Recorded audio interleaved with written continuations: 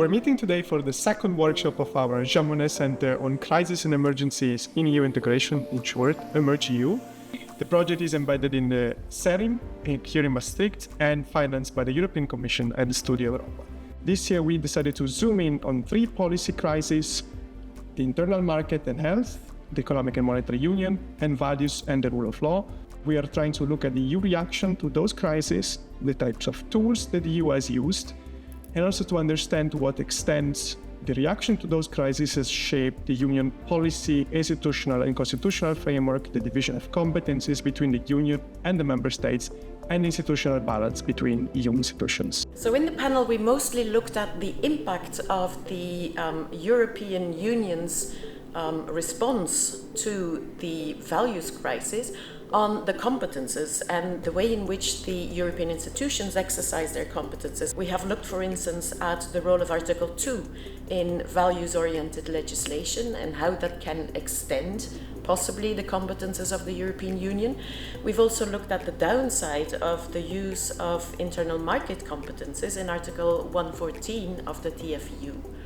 And we've also asked questions about the discretion and the extent of the discretion that the Commission has in activating conditionalities under the conditionality regulation and other conditionalities. And finally, we've also looked at the way in which the Court develops its values jurisprudence using both big and smaller cases to develop the response also of the European Union more generally to the values crisis.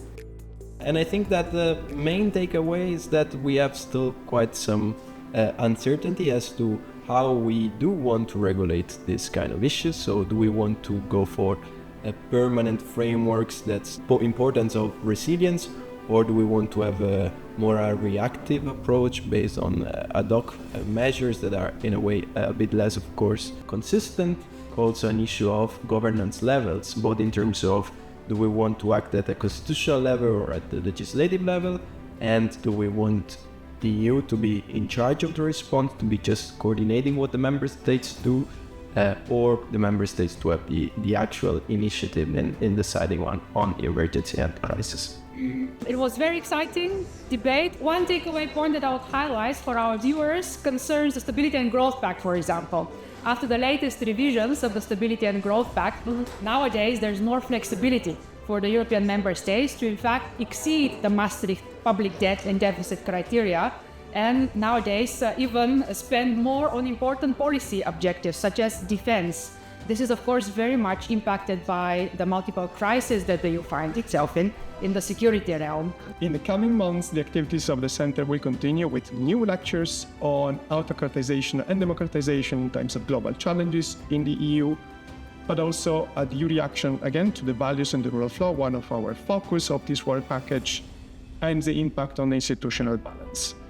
Then the activities will continue next year, so stay tuned where we will focus on what we call external challenges and external crises and emergencies, and we will organize new workshops, new lectures, and other events.